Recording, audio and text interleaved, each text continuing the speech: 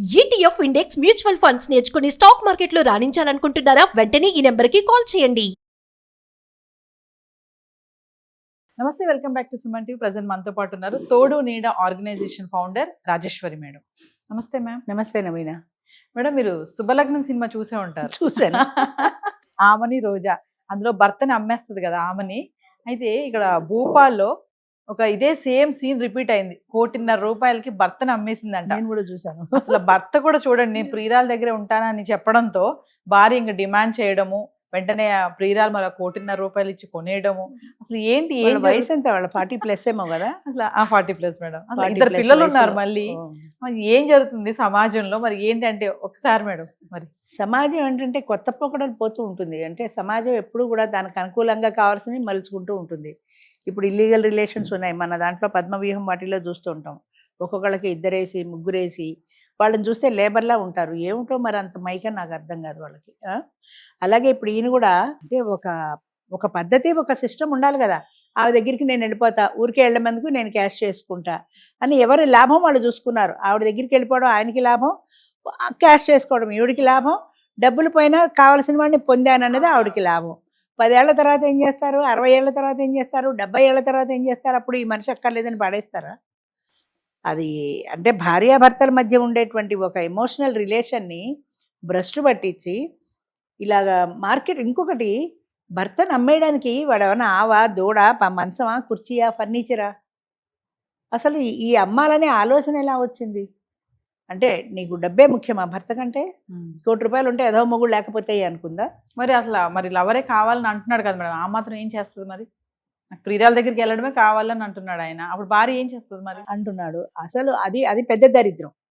40 ఏళ్ళు వచ్చి 2 పిల్లలు పుట్టి ఇన్నేళ్ళు కాపురం చేసి ఇప్పుడు ఈ పెళ్ళామొద్దు, కొత్త వ్యక్తి కావాలి అనుకోవడం, అది దాన్ని ఏమంటారు? అది దిగజారుడుతనం అంటారు దాన్ని. అలాంటి లక్షణం ఉన్నవాడిని చెప్పొచ్చు కొట్టగా, ఇంకా ₹1,00,00,000 నాకు వచ్చాయి కదా అని ఆనందించే మనిషిని ఏమనాలి? అంటే సమాజం దిగజారుతోంది. ఒక్కొక్క మెట్టే నిజాయితీ పోయింది. మన మహాభారతంలో చూస్తాం చూడు, భీష్ముడు ఉన్నాడంటే ఆయన ఇచ్చిన మాట కోసమని జీవితాంతం అలాగే నిలబడ్డాడు. పాండవులకి కౌరవులకి మధ్య ఆ కలహాలతో ఆ హస్తినాపురాన్ని రక్షించడమే ప్రధాన ధ్యేయంగా ఆయన జీవితం మొత్తం త్యాగం చేశాడు. అలాంటి క్యారెక్టర్స్ మనం ఎందుకు చదువుకుంటామంటే అలా ఉండాలి, అంత నిష్టగా నియమంగా ఉండాలి అనే ఉద్దేశంతో. అది ఎప్పుడో పోయింది. నాకేంటి లాభం, నాకు ₹1,00,00,000 వచ్చాయి, ఈవిడికి లాభం, వాడు కోరుకున్న ఆవిడ దగ్గర కడుతున్నాడు, ఆయనకి లాభం, కోటి పోయినా నేను వాడిని పొందాను కదా అన్నది ఆవిడకి లాభం. అంటే ఎవరి లాభాలు వాళ్ళు చూసుకున్నారు, కానీ ఒక సమాజం, ఒక కట్టుబాటు లేదు. ఇంకోటి ఏంటంటే భర్త అనేవాడు ఒక వస్తువు కాదు. ద్రౌపది వస్త్రాభరణంలో కూడా అదే అంటారు వాళ్ళు. ద్రౌపది భార్య కానీ ఆమె ఒక వస్తువు కాదు, ఇష్టం వచ్చినట్టు జూదంలో ఓడి గెలవడానికి. అలాగే ఆవిడ ఫర్నిచర్ కాదు, ఆవు దూడ అంతకంటే కాదు. ఆవిడని తీసుకెళ్ళి అమ్మేయడం ఏంటి? అసలు వాడు వెళ్ళడం ఏంటి అమ్మేస్తానంటే? పోలే ₹1,00,00,000 పెళ్ళడానికి లాభం వస్తుందని ఆలోచించాడు అక్కడ. అదే కొంతమంది కామెంట్స్ పెడుతున్నారు మేడం, ఏమని తెలుసా? సరే ఈమె ఏదేమైనా ఒక వంతు మంచి పని చేసింది. ఈ మధ్య కాలంలో చూసుకుంటే మరి ఈ వివాహిత సంబంధాలు పెట్టుకొని చంపేస్తున్నారు కదా, భార్యని భర్త, భర్తని భార్య, లేదంటే వాళ్ళ అవ్వని చంపేయడమో ఈ భార్య వాళ్ళు, లేదంటే పిల్లల్ని చంపేయడమో, ఇలాంటి సంబంధాలు పెట్టుకుని. ఇలాంటి ఈ పరిస్థితిలో మరి ఇప్పుడు ఈ భూపాలు ఘటన మరి ఇలా చేయడం అనేది కొంచెం పర్వాలేదా అని కొన్ని కామెంట్స్ వస్తున్నాయి. మరి దీనికి మీరు ఏం చెప్తారు? అదే కొంచెం బెటర్ అంటున్నారంటే ఆ దిగజారుడుతనాన్ని సమర్థిస్తున్నారు అనుకోవాలి.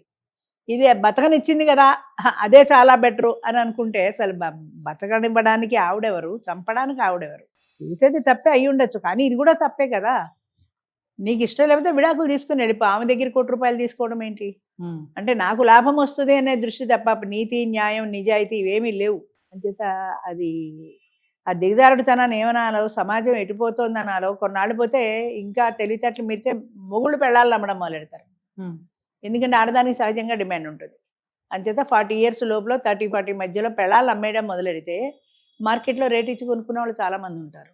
అయితే అమ్మేస్తారా మరి? ఇలా జరుగుతుంటే మేడం, పెళ్లి అనే మాటకి మరి అసలు అర్థం వాల్యూ పోయింది కదా, ఎప్పుడో పోయింది. పెళ్ళి మన సమక్షంలో పెళ్లిళ్ళు చేసుకుని అంత మేళతాళాలు, అద్ది మంత్రాలు, ఇంత పెళ్లి చేసుకుని మంత్రాలకు విలువ తెలిస్తే ఎవరు పెళ్లిళ్ళు చేసుకోరేమో. ధర్మేచ అర్ధేచ మోక్షేచ నాతిచరామి అని చెప్పినప్పుడు ధర్మార్థ కావ మోక్షాల్లో ఈమె నేను విడువను అని ప్రామిస్ చేసిన వాడు మరి ₹1,00,00,000కి పెళ్ళ అమ్మేస్తే ఎలా వెళ్ళిపోయాడు ఆయన? అంటే ఆ మంత్రాలకి వాల్యూ లేకుండా పోయింది. ఏదో ముక్కు మూసుకుని వాళ్ళు చదవమంటే వీళ్ళు చదువుతున్నారు అంతే తప్ప ఆ మంత్రానికి ఒక నిబద్ధత ఉన్నది, ఒక వాల్యూ ఉంది. అనే వాల్యూల కోసం ఎవరు ఏడుస్తున్నారు ఈ రోజుల్లో? వాల్యూలు ఎవరికి లేవు. అప్పట్లో శుభలగ్నం సినిమా వచ్చింది, చాలా మంది అనుకున్నారు అబ్బా ఇదేంటి ఇట్లా అమ్మేసింది, ఎంత మూర్ఖురాలు, అది ఇది అని ఆమెని యాక్టర్ ని మనం తిట్టుకున్నాం కూడా. రోజాను కూడా తిట్టుకున్న సందర్భాలు ఉన్నాయి. ఎట్లా అడిగింది, పెళ్లి చేసుకున్న భర్తను ఎట్లా ప్రేమించింది అని చెప్పేసి.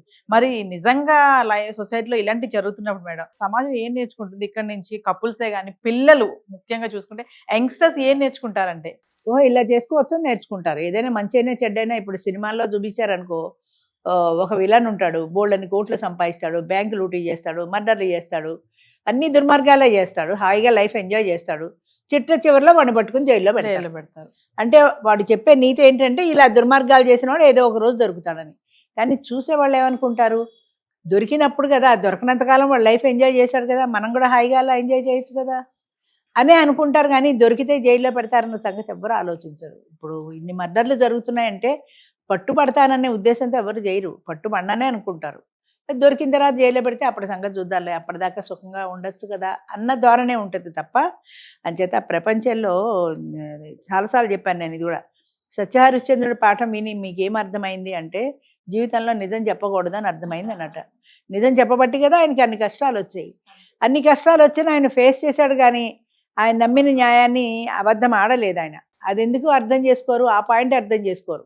ఇలా ఉంది కదా, ఇదే బాగుంది కదా, హాయిగా ఒక అబద్ధం చెప్పేస్తే బతికేయచ్చు కదా అనే ఆలోచిస్తారు. అంటే మనసు ఎప్పుడు కూడా చెడు వైపుకి వెళ్తుంది, మంచి వైపుకి వెళ్ళదు. అందుకే భారతం కానీ రామాయణం కానీ ఇలాంటి నీతి కథల్లో మనకి చెప్పే నీతి ఏంటంటే, వాళ్ళు అలాంటి గొప్ప గొప్ప వ్యక్తులు అయ్యారు. ఇన్ని యుగాలు మారినా వాళ్ళ గురించి మనం తలుచుకుంటున్నాం అంటే వాళ్ళలో ఉన్న నిజాయితీ, నిబద్ధత, క్రమశిక్షణ ఇవి ఉన్నాయి అని. అవన్నీ ఎవరికి కావాలి? ఇవాళ నా లైఫ్ బాగుందా లేదా అన్నది కావాలి. మేడం ఫైనల్లీ ఏదేమైనా అమ్మడం అనేది తప్పు. ఒకవేళ నీకు వద్దు అనుకుంటే విడాకులు తీసేసుకోవచ్చు కదా, అంతే అంటారు. అయితే విడాకులు ఊరికే తీసుకోవడం ఎందుకు? ₹1 డిమాండ్ చేస్తే ఆవిడ ఇచ్చేలా ఉన్నప్పుడు నాకు డబ్బులైనా వస్తాయి కదా, ఊరికే వదిలేయడం ఎందుకు అని ఆవిడ ప్లాన్ చేసింది. ఏదైనా అమ్మ ఒక నిబద్ధత, చట్టబద్ధత అనేది ఉండాలి. ₹1 అమ్మేయడానికి వాడు వస్తువు కాదు, పశువు అంతకంటే కాదు, మనిషి. ఆ మొగుడికైనా జ్ఞానం ఉండాలి కదా. నువ్వు విడాకులు ఇస్తే ఇష్టం లేక విడాకులు తీసుకో, డబ్బులు ఎందుకు తీసుకుంటావు అని అడిగే స్థితిలో అయినా లేడు. అంచేత భార్య అదే అవకాశంగా తీసుకుంది. అంచేత తప్పేనమ్మా, ఏం చేసినా తప్పు అనేది ఎప్పటికీ తప్పే. తప్పు రైట్ కాదు కదా. అందుకని మనుషులు దిగజారుతున్నారనడానికి ఇది ఒక నిదర్శనం. మంచిది.